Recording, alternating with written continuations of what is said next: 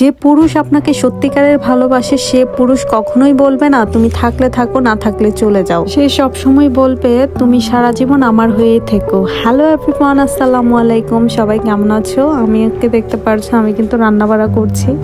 আর কিছু কথা, সেটা হচ্ছে পুরুষরা এরকম হয় কেন যে খালি বলে থাকলে থাকো, না থাকলে চলে যাও। এটা কোনো কথা? এত সুন্দর সাজানো গুছানো সংসার রেখে কে যেতে চায় বলেন তো? বেডা মাইনছে শুধু হাদিস জানে 4টা বিয়ার, অন্য কোনো হাদিস জানে না যে বউরে কিভাবে খুশি করতে হয় সেটাও মনে হয় তারা ভুলে যায়। আমার জামাইরে যদি আমি বলি যে চলে যাব, কিন্তু সে বলে দরজা খোলা আছে, এটা কোনো কথা বলেন তো? মাইনছের জামাই আর আমার জামাই, মাইনছের জামাইকে যদি বলে কোথায় যাব, বলে বিদেশে। পুরুষ অন্য নারীর গন্ধ পেলে 2 বছরের সম্পর্ক না 20 বছরের সম্পর্ক ছাড়তে তাদের বুক কাঁপে না। তো যাই হোক গাইস, অনেক বকবক করে ফেললাম। এখানে রান্নাবাড়াও করছি, কারণ আমি চিকেনগুলোকে কিন্তু আগে থেকেই কিন্তু ম্যারিনেট করে রেখেছিলাম প্রায় আধা ঘন্টার মতো।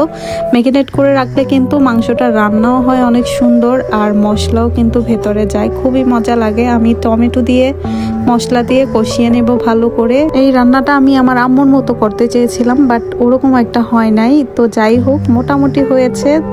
আর আমার আম্মুর হাতের এভাবে চিকেন রান্নাটা অনেক বেশি মজা হয়। চিকেনটাকে ভালো করে কড়া করে ভেজে তারপরে পেঁয়াজ দিয়ে ভুনা করে, তো ওরকম ভাবে ট্রাই করেছিলাম। তো মোটামুটি ভালোই হয়েছে, খারাপ বলবো না।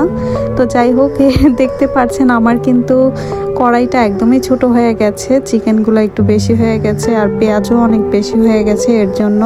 তো হালকা, আমি কিন্তু একদমই ঝোল রাখিনি, মাখো মাখো করেছি।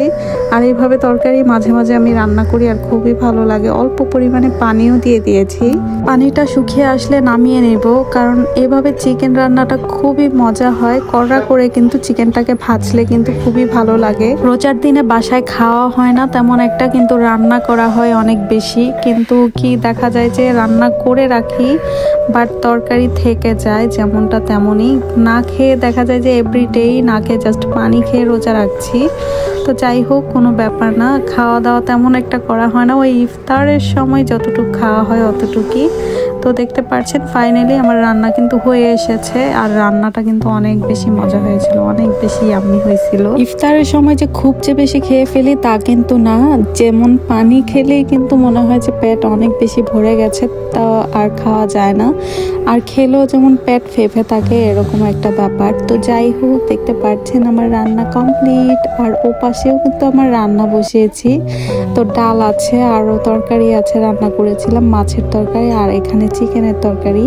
তো যাই হোক, তো অনেক রান্না করি ঠিকই, কিন্তু সেগুলো আর তেমন একটা খাওয়া হয় না, ফেলে দিতে হয়। তো যাই হোক, তো দেখতে পাচ্ছেন ফাইনালি আমার রান্নাটা কিন্তু একদমই কমপ্লিট হয়ে গেছে। তো আজকে ভিডিওটা এই পর্যন্ত, আল্লাহ হাফেজ।